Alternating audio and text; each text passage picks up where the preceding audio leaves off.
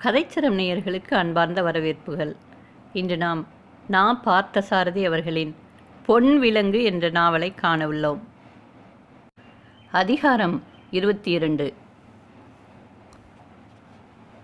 சத்தியமூர்த்தியுடன் பயணம் செய்த தாவரையியல் விரிவுரையாளருக்கு யாரோ தெரிந்தவர்கள் வீடு இருந்ததால் அங்கே தங்குவதற்கு போய்விட்டார் அவர். பொருளாதார விரிவுரையாளரும் அவசரமாக இறங்கி போய்விட்டார்.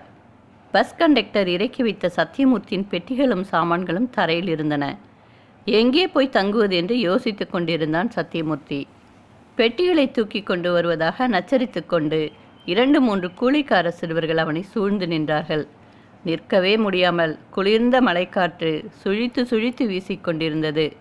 அந்த நேரத்தில் பூபதியின் வீட்டை தேடிக்கொண்டு தங்கப்போவது அநாகரிகமாக இருக்கும் என்று தயங்கினான் அவன். கல்லூரிக்கு போகலாம் என்றால் இந்த வேளையில் அங்கு யார் இருக்கப் போகிறார்கள் என்று நினைத்து அந்த எண்ணத்தையும் கைவிட்டான். ஏரிக்கரையில் லேக் வியூ லாட்ஜ் என்று ஒரு பெரிய விடுதி இருப்பதாக சொல்லி அங்கே போய் தங்கிக் கொள்ளலாம் என்று கூலிக்கார பையன் வற்புறுத்தி கொண்டிருந்தான்.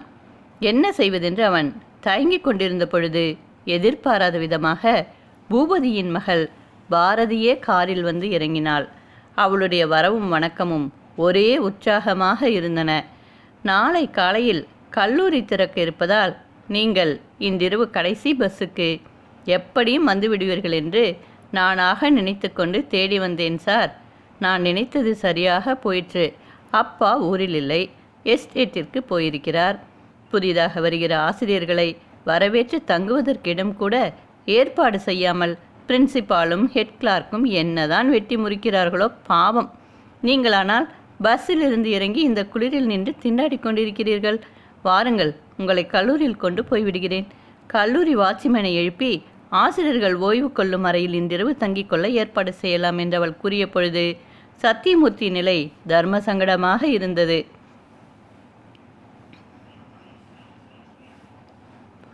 ஆர்வமும் அன்பும் நிகழ்கிற குரலில் அவள் வேண்டிக் கொள்வதை அவனால் மறுக்க முடியவில்லை.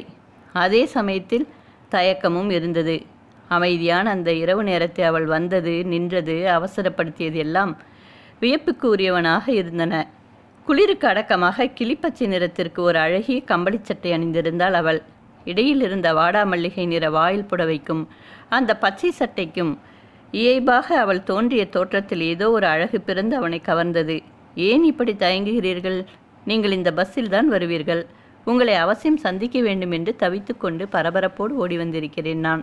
நீங்களோ பாராமுகமாக தயங்கி நிற்கிறீர்கள் என்று அவள் செல்லமாக கோபித்துக் கொள்கிற குரலில் அவனை கேட்டபொழுது தனது மௌனமும் தயக்கமும் அந்த பேதை பெண்ணின் மனதை புண்படுத்துகின்றன என்பது அவனுக்கு புரிந்தது.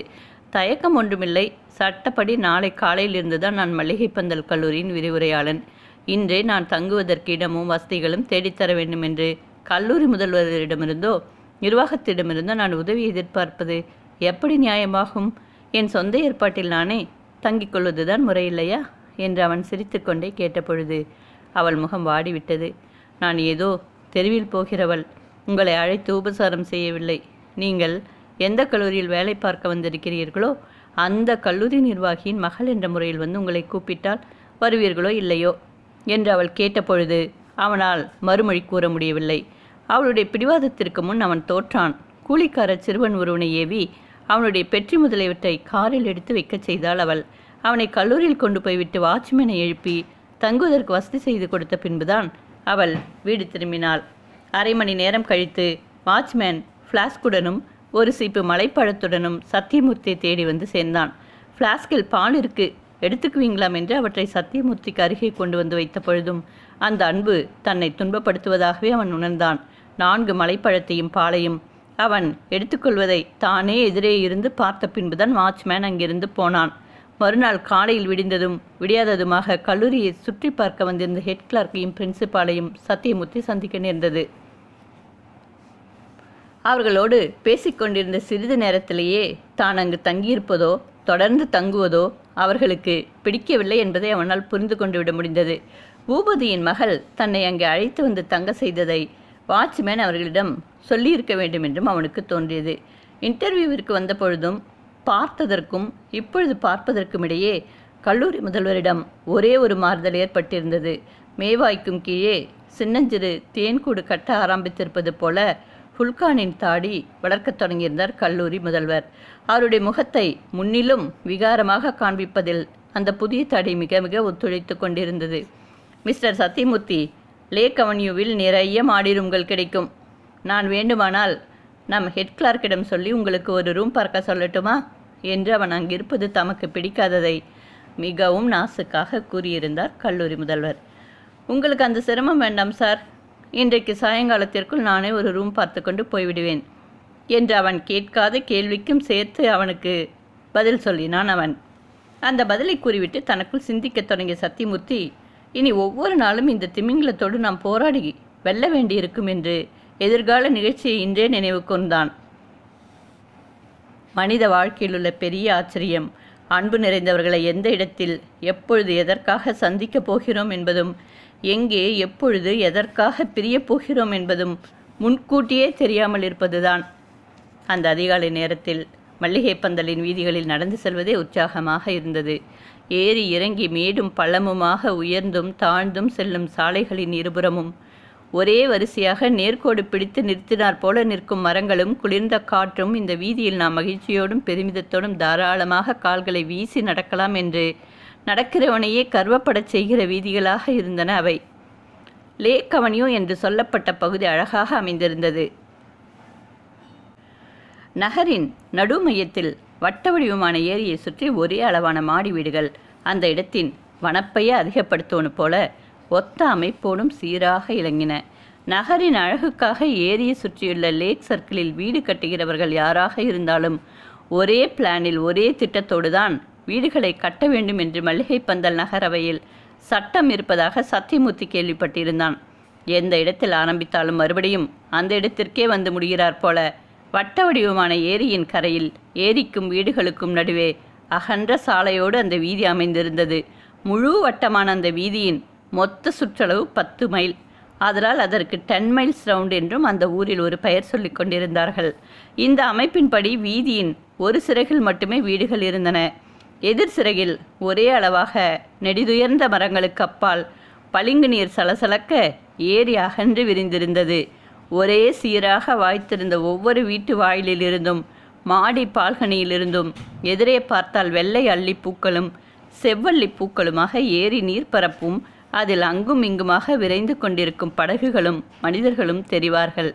மேலை நாட்டு பாணியில் நடத்தப்படுகிற பெரிய பெரிய ஹோட்டல்களும் திரைப்பட அரங்குகளும் கடைகளும் கம்பெனிகளும் எல்லாம் ஏரியை சுற்றி இருக்கும் இந்த 10 மைல் வட்டத்திற்குள்ளேயே இருந்தன. மல்லிகை பந்தல் நகரத்தின் உயிர் நாடியான பகுதி லேக் சர்க்கிள் எனப்படும் இந்த 10 மைல்ஸ் ரவுண்டு தான். ஒரே வரிசையான அளவொத்த மரம் செடி கொடிகளும் ஏரிக்கு கரைட்டார் போன்ற 10 மைல் சுற்றளவும் விளிம்பில் வகுக்கப்பட்டிருந்த சிறு பூங்காவும் எவர் கண்டாலும் மயங்கி விடும்படியான பெருமையை அந்த ஊருக்கு கொடுத்து கொண்டிருந்தன. 4 பக்கமும் ஆகாயத்தின் நீல விளிம்போடு போய் கலக்கும் மலைகளின் நீல சிகரங்களுக்கு கீழே சுற்றிலும் முத்து பதித்து குழிந்த கண்ணாடியை நடுவே வைத்தார் போல அந்த ஏரியும் வீடுகளும் மேலே மலையிலிருந்து பார்க்கிறவர்களுக்கு தெரியும். பூபதி அவர்களின் கலைக்கல்லூரியும் மாணவர்களின் விடுதிகளும் இந்த மேட்டிலிருந்து கீழே லேக் சர்க்கிளில் போய் கலக்கும் சிறிய சாலை ஒன்றில் அப்பொழுது நடந்து சென்று கொண்டிருந்தான் சத்தியமூர்த்தி. கல்லூரியிலிருந்து புறப்படும் முன் தனக்கும் முதல்வருக்கும் இடையே நிகழ்ந்திருந்த உரையாடலை மீண்டும் நினைத்த பொழுது கல்லூரி எல்லைக்குள் தான் மேலும் ஒரு வினாடி கூட தங்கியிருப்பது புத்திசாலித்தனமில்லை என்ற தீர்மானத்திற்கு வந்திருந்தான் அவன். சாயங்காலத்திற்குள் நான் வேறு ரூம் பார்த்து கொண்டு போய்விடுகிறேன் சார் என்று அவன் கல்லூரி முதல்வரிடம் கூறிய பொழுது, நோ, நம் கல்லூரி எல்லைக்குள் தங்கியிருப்பது எங்களுக்கு வசதி குறைவாக இருக்கும் என்பதாக நான் நினைக்கிறேனோ என்று என்னை தப்பாக புரிந்து கொள்ளாதீர்கள். நீங்கள் எவ்வளவு நாள் வேண்டுமானாலும் இங்கே தங்கியிருக்கலாம். என் தலையில் கட்டி கொண்டு போவது ஒன்றுமில்லை. உங்கள் சௌகரியத்திற்காகத்தான் சொல்ல வந்தேன் என்று மூவாய்க்கு கீழே நரையும் கருமையுமாக கலந்து வளரத் தொடங்கியிருந்த புல்கானின் தடவையை தடவிக்கொண்டே உபசாரமாக அவனுக்கு பதில் சொல்லியிருந்தார் அவர். ஆமாம், நீங்கள் என் சௌகரியத்திற்காகத்தான் சொல்வீர்கள் என்பது எனக்கு தெரியாதா என்ன என்று அவருடைய பேச்சின் போக்கிலேயே அப்பொழுது அவரை மடக்கி பேசி அனுப்பியிருந்தான் சத்தியமூர்த்தி. கல்லூரி முதல்வரும் ஹெட் கிளார்க்கும் சரியான ஆஷாட பூதிகள் என்பது காலையில் அவர்களை சந்தித்த முதற் பார்வையிலேயே அவனுக்கு தெளிவாக புரிந்துவிட்டது. அதை புரிந்து கொண்ட மறுகணமே அவன் அங்கிருந்து உலாவ புறப்படுவது போல வெளியேறி தங்கி வசிக்க அறை தேடுவதற்காக லேக் அவென்யூவிற்கு புறப்பட்டு விட்டான். அவசரத்திற்கு தனி அறை கிடைப்பதை பார்த்து தேடி தங்கி கொண்டாலும் வாடகையை பகிர்ந்து கொள்வதற்கு பின்னால் இரண்டொருவரை சேர்த்து கொள்ளலாம் என்று எண்ணினான் அவன். காலை நேரமாகையால் வெயில் வருவதற்கு முன்பாக படகில் ஏறி சுற்றுகிறவர்களும் சுற்றுவதற்கு படகு காலியாவதை எதிர்பார்த்து காத்திருப்பவர்களுமாக ஏரியும் ஏரிக்கரையும் பரபரப்பாக இருந்தது. கரை ஓரமாக நீலப்பட்டுக்கு பல வண்ண சரிகை கரையிட்டதைப் போல ஊதாவும் சிவப்பும் மஞ்சளும் வெள்ளையுமாக பூக்கள் கொள்ளை கொள்ளையாக பூத்திருந்தன. வேறு வேறு நிறங்களில் ஸ்வெட்டரும் மஃப்ளரும் கம்பளி போர்வையுமாக அணிந்து கொண்டு சாலையில் மக்கள் நடமாடத் தொடங்கியிருந்தனர். மாடியில் ரூம்கள் வாடகைக்கு விழப்படும் என்று கண்ணில் தெரிந்த முதல் விளம்பர பலகையே தப்பும் தவறுமாக தெரிந்தது. ராயல் பேக்கரி என்ற பெயர் பலகை மாட்டிய ஒரு ரொட்டி கிடங்கின் கதவுகளில்தான் அந்த விளம்பரம் தொங்கிக் கொண்டிருந்தது. கண்களை கசக்கி கொண்டு மறுபடியும் நன்றாக பார்த்தான் சத்தியமூர்த்தி. ரூம்கள் வாடகைக்கு வீழப்படும் என்றுதான் இருந்தது. ரொட்டி கடைக்காரரோ இல்லையோ மாவை அழுத்தி பிசைகிற ஞாபகத்தில் போர்டையும் அழுத்தமாக எழுதியிருக்கிறார். ரூம்கள் அழுத்தமாக இருக்கின்றன என்பதை காட்டுவதற்காகவோ என்னவோ ரூம்கள் என்று போட்டிருக்கிறார் என வேடிக்கையாக எண்ணிக்கொண்டே விசாரிப்பதற்கு படியேறினான் சத்தியமூர்த்தி.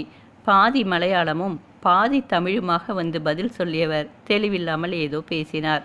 1/4 மணி நேரம் தொண்டை தண்ணீர் வற்றிய பின்பே அவர் என்ன சொல்கிறார் என்பதை புரிந்து கொள்ள முடிந்தது. மாடியில் போய் அறையை பார்த்தான் சத்தியமூர்த்தி. அந்த மாடியில் மொத்தம் 3 அறைகள் இருந்தன. குளியலறை முதலிய வசதிகள் எல்லாம் 3 அறைகளுக்கும் பொதுவாகவே இருந்தன. மாடியில் பின்புறமாக கீழே ஏராளமான செண்பக மரங்கள் காடு மண்டி கிடந்ததால் அவற்றின் கிளைகள் பின்பக்கத்து வாரந்தாவில் குளியலறைக்கு அருகே வந்து கொஞ்சி கொண்டிருந்தன. செண்பக மணமும் ரொட்டிக்கடை நறுமணமும் சேர்ந்து மாடியில் வந்து தவிர்க்க முடியாமல் பரவிக்கொண்டிருந்தன. மாடியின் பின்பக்கத்து வாரந்தாவில் இருந்து பார்த்தால் எங்கிருந்தோ வேகமாக இறங்கி வந்து கொண்டிருப்பது போல மிக அருகே நீலமலைகள் தெரிந்தன. ஆளை பிடித்து கீழே தள்ளி விடுகிறார் போல குளிர்ந்த காற்று பாய்ந்து வீசியது. அறைக்குள் போவதற்கு முன் அவசரமாக ஒரு வினாடி திரும்பி பார்த்தாலும் வாரந்தாவிற்கு அப்பால் ஏதோ அழகாக நிறைந்து கிடப்பதை மீண்டும் ஒரு முறை நோக்கவோ புரிந்து கொள்ளவோ முடியும். அவசரமாயினும் ஞாபகத்திலும் பார்வையிலும் தாமாகவே வந்து பதிந்து கொள்கிற நுணுக்கமான அழகுகள் அவை. வாடகை முதலிய விவரங்களை கூறுவதற்கு முன் சத்தியமூர்த்தி எதற்காக எந்த வேலையை ஏற்றுக்கொண்டு அந்த ஊருக்கு வந்திருக்கிறான் என்பது போன்ற சில விவரங்களை அறிந்து கொள்வதற்காக அவனிடம் விசாரித்தார் அந்த வீட்டின் சொந்தக்காரர். பூபதி கலைக்கல்லூரியின் பெயரை சொல்லிய மறுகணமே அந்த மனிதர் விசாரிப்பதை நிறுத்தி கொண்டு அடங்கிவிட்டதைக் கண்டு சத்தியமூர்த்தி வியப்படைந்தான். தொழிலதிபர் பூபதியும் அவருடைய கல்லூரியும் அந்த ஊரில் எவ்வளவு கௌரவத்திற்கும் பெருமைக்கும் உரியவர்களாக இருக்கிறார்கள் என்பதை அவன் இந்த நிகழ்ச்சியிலிருந்து ஒருவாறு விளங்கிக் கொள்ள முடிந்தது. அறை ஒன்றிற்கு மாதம் 48 ரூபாய் வாடகை. ஒருவரே அந்த வாடகை கொடுத்து கொண்டு தனியாளாக இருப்பதானாலும் ஆட்சேபனில்லை. வாடகையை பகிர்ந்து கொள்ள இன்னும் யாராவது வைத்துக்கொள்ள உத்தேசம் இருந்தால் அறை எவர் பெயருக்கு எடுத்து கொள்ளப்படுகிறதோ அவரை தவிர இன்னும் 2 பேரை மட்டும் உடன் தங்க செய்து கொள்ளலாம். அப்படி உடன் தங்குகிற இருவரிடமும் தலைக்கு 16 ரூபாய்க்கு மேல் ஒரு சல்லி காசு கூட வசூலிக்கக்கூடாது. அதை வசூலிக்கும் பொறுப்பும் முதலில் அறை எடுத்துக் கொள்கிறவரை சேர்ந்ததுதான். வீட்டுக்காரர் அந்த பொறுப்பை ஏற்றுக்கொள்வதற்கு முடியாது. முதலில் அறை எடுத்துக் கொள்கிறவர் மாதம் பிறந்ததும் வீட்டுக்காரரிடம் ரூபாய் 48 எண்ணி வைத்து விட வேண்டும். குளியலறையில் தண்ணீரை சிக்கனமாக செலவழிக்க வேண்டும். இரவு 10 மணிக்கு மேல் மின்சார விளக்கை உபயோகிப்பது நல்லதில்லை. அரைச்சுவரில் அனாவசியமாக ஆணிகளை அடித்து பாழாக்கக்கூடாது. வீட்டுக்காரர் வசிப்பவர் இருவரில் யார் தரப்பிலிருந்து காலி செய்ய விரும்பினாலும் 3 மாதத்திற்கு முன் தகவல் கொடுத்துவிட்டு காலி செய்ய வேண்டும். முதலில் அறை எடுத்துக் கொள்கிறவரோடு உடன் தங்குகிற மற்ற இருவரையும் வெளியேற்றும் உரிமை அவருக்கே உண்டு. இந்த இருவரை பற்றி எந்த கவலையும் வீட்டுக்காரர் பாட முடியாது என்று ரூம்கள் வாடகைக்கு வீழப்படுவதற்கு உரிய நிபந்தனைகளை சத்தியமூர்த்தியிடம் வரிசை கிரமமாக ஒப்புவிக்கப்பட்டன. அந்த சிறிய அறையை வாடகைக்கு பேசி முடிப்பதை ஏதோ பெரிய நேச தேச உடன்படிக்கை செய்வது போல செய்ய வேண்டியிருந்தது. நிபந்தனைகளை கையெழுத்து போடுவதற்கு இடம் மட்டும் மீதம் விட்டு முன்னேற்பாடாக ஆங்கிலத்தில் டைப் செய்திருந்தார் வீட்டுக்காரர். ரூம்கள் வாடகைக்கு வீழப்படும் நிபந்தனைகளின் கீழே கையெழுத்து போட்டு வீட்டுக்காரரிடம் முன்பணம் கொடுத்தான் சத்தியமூர்த்தி. அவன் அந்த வீட்டுக்காரரின் நிபந்தனைகளை ஒப்புக்கொண்டு முன்பணம் கொடுத்து சாவியை கையில் வாங்கி கொண்டு கல்லூரிக்கு திரும்பிய பொழுது காலை 8:15 மணி. மலைப்பகுதி ஆதலால் இன்னும் வெயிலே வரவில்லை. கல்லூரி அறையிலிருந்து பெட்டி சாமான்கள் எடுத்துக்கொண்டு போவதற்கு தயாராக லேக் அவென்யூவிலிருந்து திரும்பும் போதே ஒரு சைக்கிள் ரிக்ஷாவில் திரும்பியிருந்தான் அவன். அங்கே கல்லூரி வாட்ச்மேன் ஃப்ளாஸ்கில் காஃபியோடு அவனை எதிர்பார்த்து காத்திருந்தான். சார், நீங்கள் பாட்டுக்கு சொல்லாமல் கொள்ளாமல் புறப்பட்டு போயிட்டீங்களே. அந்த அம்மா காஃபி கொடுத்து அனுப்பியிருக்காங்க. நீங்கள் குளித்து தயாரானதும் தெரிஞ்சப்புறம் என்னை சைக்கிளில் புறப்பட்டு வர சொல்லியிருக்காங்க. நான் போய் உங்களுக்கு டிஃபன் கொண்டு வரணும் என்று சொல்லிக்கொண்டே அருகில் வந்த வாட்ச்மேனிடம் பெட்டியை கொடுத்து வாசலில் நிற்கும் ரிக்ஷாவிடம் கொண்டு போய் வைக்கச் சொன்னான் சத்தியமூர்த்தி. ஏன் சார், வேற எங்கேயாவது போய் தங்க போறீங்களா என்று கேட்டுவிட்டு கேள்வியோடும் பெட்டியோடும் தயங்கி நின்றான் வாட்ச்மேன். ஆமாம், லேக் அவென்யூவில் ராயல் பேக்கரி ரொட்டி கிடங்கு மாடியில் நல்ல அறையாக கிடைத்துவிட்டது. பேசி முன்பணமும் கொடுத்து விட்டேன். அந்த அம்மா வந்தால் இதை தெரிவித்து விடு என்று சொல்லிவிட்டு பெட்டியை விரைவாக ரிக்ஷாவில் கொண்டு போய் வைக்குமாறு அவனை துரிதப்படுத்தினான் சத்தியம்.